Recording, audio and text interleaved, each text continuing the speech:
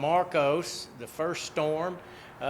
We realize it's going to be hitting sometime tomorrow, and it's going to not do that much for our area. We're going to get a few wind gusts and up to maybe an inch of rain in some places. So we're not getting a lot from that particular system. The one we're more concerned about is Laurel, which is going to be a hurricane. It's going to be hitting sometime Wednesday. So we know that sometime Wednesday evening we could start feeling some real impacts from that. We know, or we feel like with the current projections, that it's going to be maybe 50 to 60 mile an hour winds here, and that we could get a total of 4 to 6 inches of rain for the week, and that includes if we get some from Marcos. So we're not looking at quite the amounts of rain that were first predicted, but we are prepared for anything that comes up as best we can. We just want to remind everyone to do the same things that we always say when we get up here. If you see barricades, don't drive around them. If there's flash flooding, take care that you don't cause us more work and you more danger by driving on roads that are flooded. Do the things that make sense, just common sense. That's all we're asking. And don't put more on us than, as far as first responders, don't put more on us than we have already with people that have accidents and things that they couldn't prevent. If there's things that you can prevent, then don't do it. That causes us a lot of work and you a lot of danger. So high winds, possibly a lot of rain. We're prepared for it. We got sandbags, and I think the mayor will talk about that, and Dr. Wilson. Availability for sandbags if you feel that's necessary. And we're doing the same things that we normally do. We've got provisions for sheltering if that's needed, and we'll be putting all that out in a written news release. So having said all of that, I'll turn it over to Mayor Perkins and let him fill you in on what the city's doing and Cross Lake and that sorts of things. And by the way, the river is at a safe level right now, about 14 feet. We're not expecting, nor is the National Weather Service expecting any problems out of the river. So I guess what I'm telling you is that we're prepared for the things that we're expecting and then some, but we're not expecting it to be as bad as at first we thought. But the projection is just a prediction, okay? And it could be worse than what we thought, and we'll know more as the week goes on. Mayor? Thank you, Sheriff. As the Sheriff said, the City of Shreveport, we're very prepared for both weather systems that's going to impact our area, whether it's high risk to our area or low risk. We're monitoring the Cross Lake right now as well. We're monitoring the water level to see if we need to open up Cross Lake. And the good news, as the Sheriff just pointed out, is that the river is low, so the water will have somewhere to go. We're also being proactive. We're cleaning out drainage ditches as well, so that we can make sure our drainage ditches are free. And our water and sewer plants, we're making sure our pumps are fully operational. We're checking our generators so that we can be prepared. SPD also has lake patrol that'll be ready to go if anything bad happens.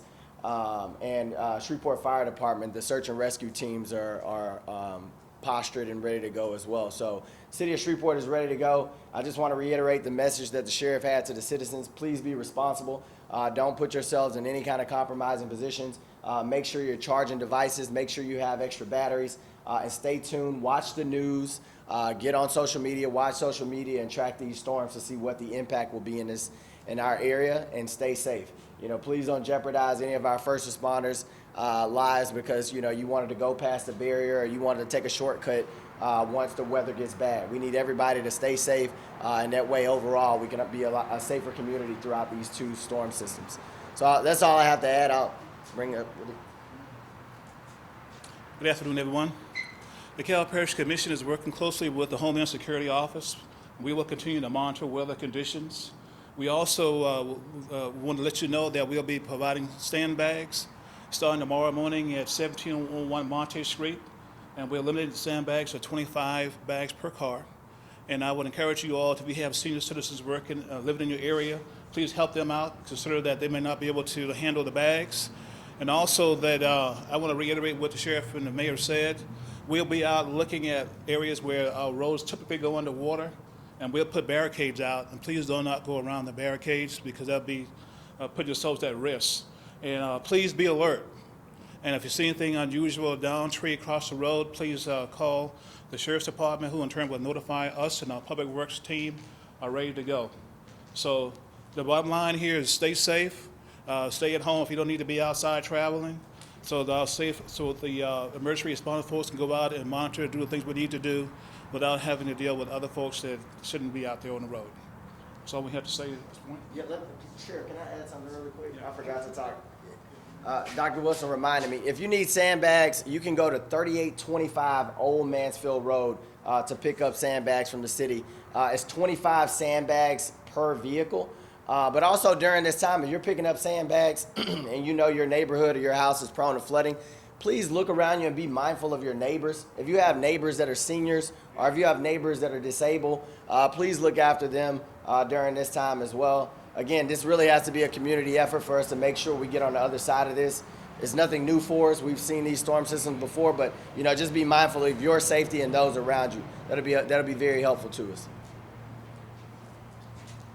And one other thing, we're very proud in our area to have the Shreveport Fire Department and also the Sheriff's Office and the first responders here. The Shreveport Fire Department has already sent a team down south, a search and rescue team, and they'll be assisting in that effort should they need them. Of course, they can come back here if they need to, and that's always the agreement. In the Caddo Parish Sheriff's Office, we're staged, and we'll be whenever the mission number comes through, we'll be sending a group down also, search and rescue, to help our friends in South Louisiana, which is common for us to do. So we're really happy to be able to do that and proud of the first responders in our area.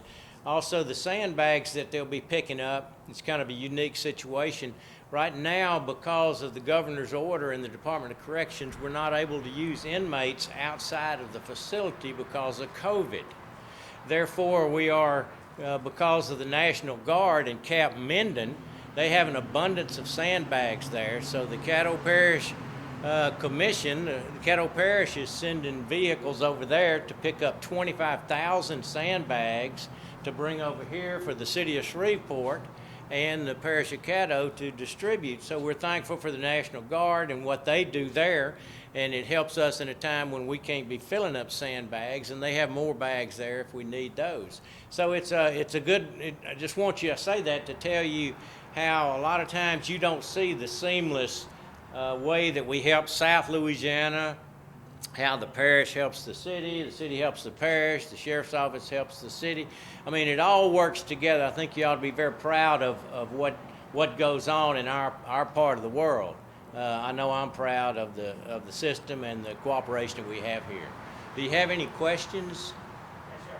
One of the biggest fears, this biggest price that might come from this is flash flooding. Now that it's gone down from 57 to 46, does that at least reduce it as long as it doesn't stop on top of us? Right, so much of course, we've had some rainfall. I guess we're about normal here. I don't know what it is exactly, but we're fairly dry right now. If we do get some showers from the first storm, Marcos, a lot of that'll be drained off, hopefully, by the time we get the second influx. Of course, when you talk about 4 to 6 inches of rain in a short period of time, you're talking about a lot of rain, and so you can have some flash flooding. We'll just have to see what happens. But yeah, we are, with every prediction, when it goes down and down, it relieves us a lot.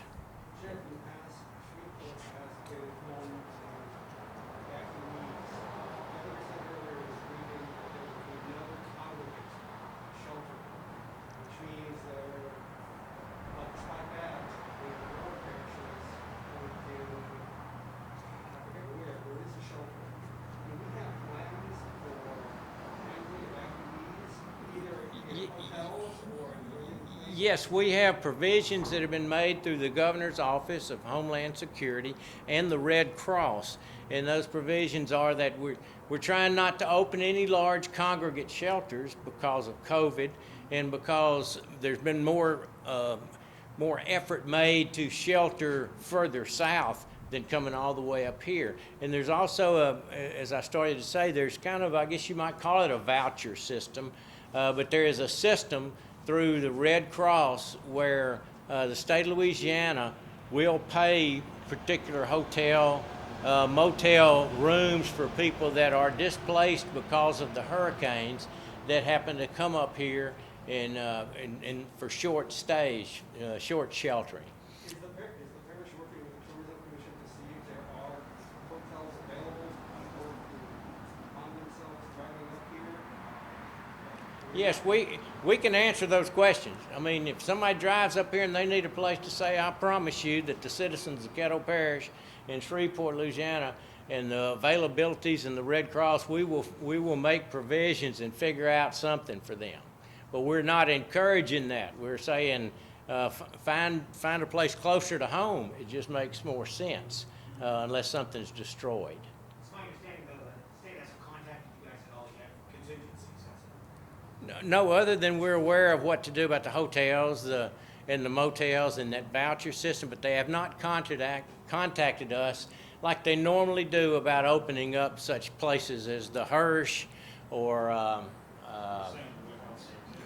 right, all the places, LSU and all of the places that we sometimes in Southern that we open up, but we have not made any plans. Of course, you know, we're fast. We can get stuff done, I promise you. So we can get stuff done. Now, this is Katrina week, and so this event here, remember what happened. How does that memory play into everything that we've been through between Katrina and now? How much better are we? What lessons have we learned? Well, they're more prepared down south.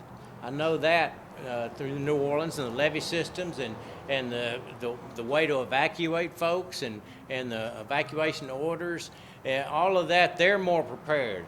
Therefore, we are more able to serve the needs that they don't have down there. We're more prepared. So everyone in the whole state, in this whole region, tri-state area, is more prepared than we've ever, than at Katrina. Katrina caught everybody by surprise and showed the weaknesses that we had, especially down south, especially in our evacuation. And we've come a long way there with our interoperability of our communication systems, with our sheltering, with our transportation of folks that needed sheltering. All of that is 100 or more % better than it was at that time. Okay, thank y'all for covering it, and just tell everyone